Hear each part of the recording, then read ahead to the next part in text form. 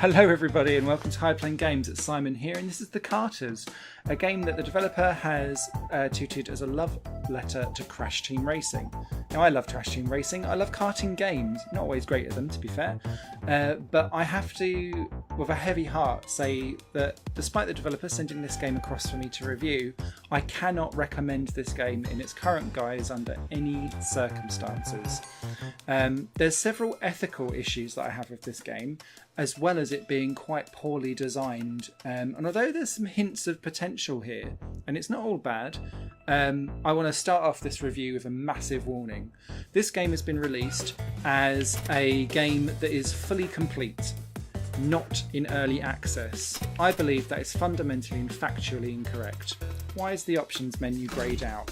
Well, because when you go into it, there is no sound, video and gameplay options. Where are they? Don't know. You'd imagine they'd be in a fully released game. If I dive into online, doesn't connect to anything. Why are we here? If I dive into arcade and then go across, although the big thing about this was that it's Crash Team Racing but with 6 players locally, why does the menu not change from 5 to 6 when I'm going across? Unfortunately, I've not had the ability to change 4, 5 or 6 on the actual thing, but it's this kind of level of polish that it's just standard. It's not even something that I'd actively look for to see if people have done it. I expect it because it is just a baseline standard. That's the kind of stuff that I would expect to be missing in an early access game. Where this game has been tutored, is already completed and released, I expect it to be there. You have 6 characters. Essentially, you then unleash better versions of them in the future with upgrades. But why they are then repeated underneath, I don't know. Is this game going to have 12 characters in the future?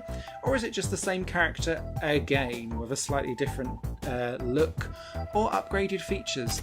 Who knows? Again, we're just missing so very much. There are some good game modes though. So you've got your normal race and time trial, fuel mode to collect fuel cans to keep going, toxic time trial as you start off with health and you've got to avoid obstacles as well as completing stuff elsewhere. In the actual adventure mode, there's also a letter mode. And if you're playing locally with other people, there's also a like a relay race they call it, which is where you combine lap times together to see which team is fast. There is also only 6 tracks. No matter how funny, I still find Canyon West as a track name to be. And actually, let's dive into that because I think this will show up exactly what the problems with the game is when you're actually out on track. So apologies for taking a while to get to gameplay footage. So you press A to go, and the way how this game works is very similar to Crash Team Racing, in that you press one thing to jump, and can you see in the bottom right hand corner there's like a boost gauge, and the idea is that you then boost when you get to red, and you can do that up to 3 times to then continue round. Now, on to a good thing. The boosting works really, really well. The collision detection, as you can see, less so. Let's just drive through everything. Yay! But not that, thankfully. It's not that bad. But yeah, I should not be driving through the walls. I should also be able to have more than booster and toxic jar as power-ups. Sadly, they're the only power-ups you have. All of the other things cycle through, but they will never be picked because they aren't in the game. Why aren't they in the game when it's been fully released? Well, I don't know. Maybe that's a trading standards problem.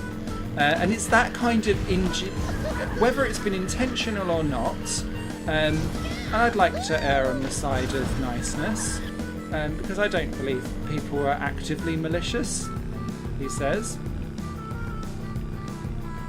Nice.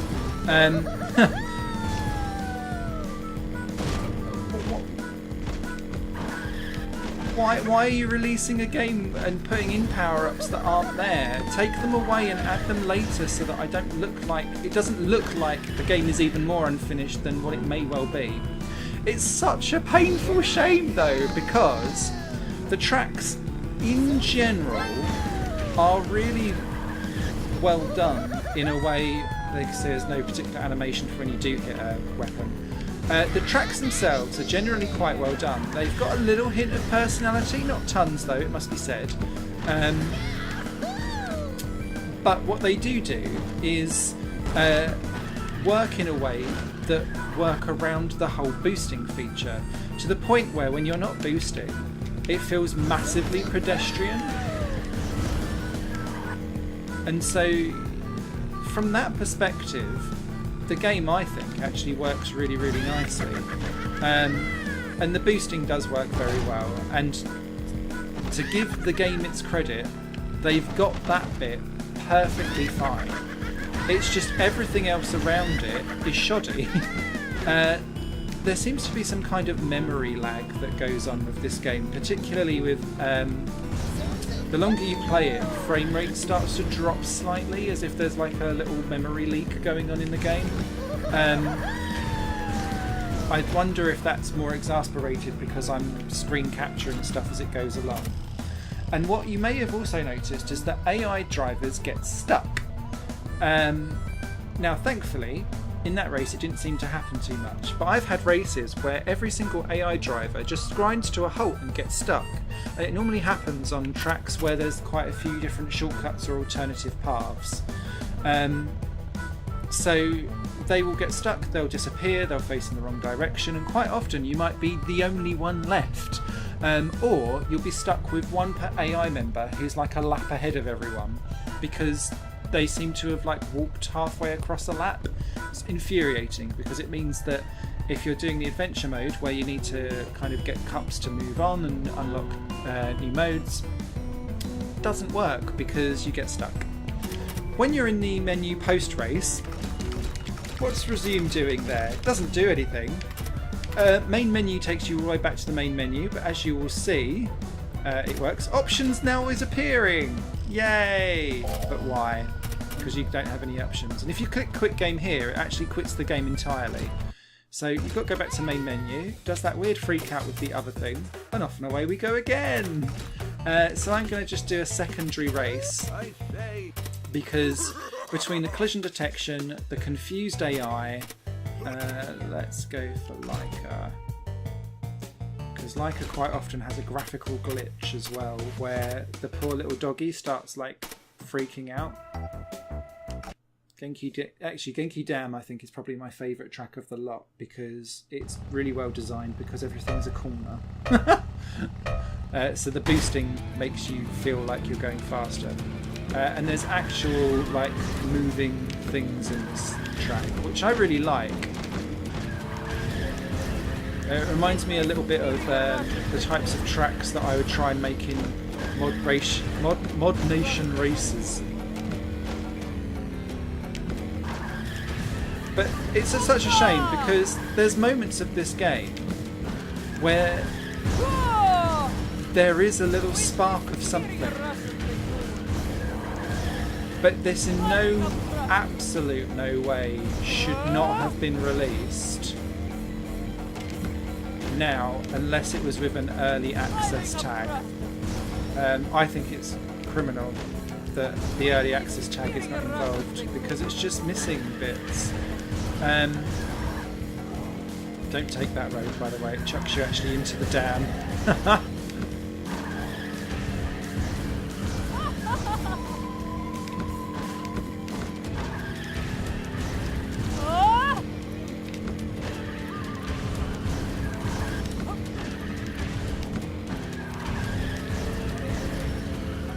So, 6 tracks, not nearly enough. 6 characters, not really enough, although it is a 6-player game, I guess.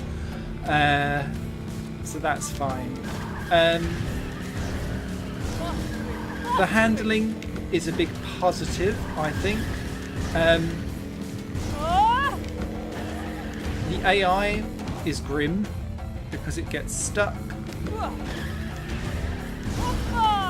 The collision detection is woeful and needs to be improved so that actually you don't end up blasting through bits of scenery that haven't been marked up as scenery. There's a few times on I think it's the Purple Valley track or whatever it's called, the 6th one, where I've managed to actually crash completely through the game and end up just like in a weird area and the game doesn't know what to do with me. And I've had to just exit out of the race.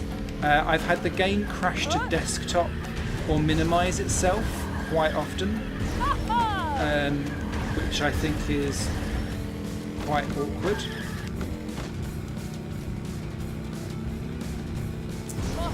What else has annoyed me?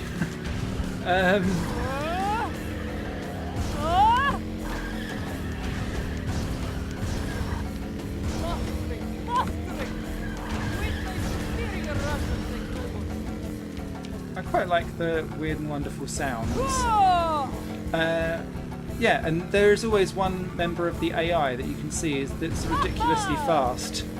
And the only way how you can win is basically if that AI member gets stuck somewhere.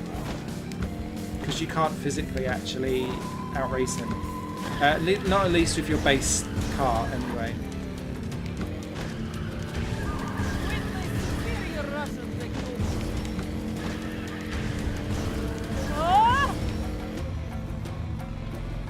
See, now there's actually a little bit of animation that goes on for being burnt.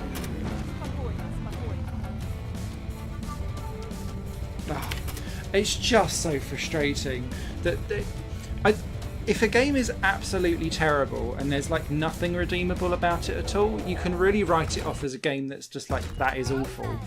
Don't touch it with a barge pole. But what's really frustrating is that the boost mechanic, and when it chains up together, there is something about it that makes you go, cool, that's really, really good. So it elevates it above like Garfield Kart and things like that. But this game is currently priced at £15. It's 10% off because it's on launch week. I would not recommend that. It needs to have early access splattered all over this game. It's criminal that it's not. And it needs some serious work and improvements on AI breadcrumbing so that it knows where the AI needs to go. The textures and the collision detection of those textures, specifically with the sides of the track, because there's bits of it missing and you end up off it, as well as just driving through walls, which is not great. Adding menus and power-ups that should be there and by your accounts are in the game but are just not there. And I've still yet to connect to a race online, so I can't really test that. The other thing that I can't test as well, obviously, is having multiple players playing locally with me for split screen. I hope, in general, the frame rate is quite good at the beginning of the game. It does start to slope off a little bit towards the end, and my PC is not the greatest, so that may work a bit better for other people. But what I find really fascinating is that this whole, and I think this is a lesson, I think, for developers in general, is that if your game is being rush released or you've got a release date in and you aren't ready, please do push it back but keep people in the loop. Don't then release a game that is not finished and then say we're working hard to improve it, because this game currently sits at a 16% positive review, so it's coming up as the mostly negative, and it's so difficult to then turn a game around from that point. Be honest with what's in the game, label it as early access if it is in early access. Research shows that people kind of go a bit nuts and a bit more forgiving with stuff in early access because they know it's being developed. It doesn't matter if you're a developer that is engaging with your audience and your customers in that way, to kind of say, oh, I'm going to improve stuff from there on there in. You initially traded on your initial purchase with what is essentially a lie, and I find that very difficult to recover from. So please take this as a bit of advice for future developers, and I wish the Karters the best for improving its game in the future. I'll take a little look at it later on down the line, but I myself would feel that I've been wrongly sold a product and would request a refund. Thanks for watching. Bye for now. This channel is just one of my many projects that cover games, music and film. If you enjoy any of these and would consider supporting me to develop further in the future, you can do so by visiting patreon.com/Satorimon. Thank you for your time and for watching the video.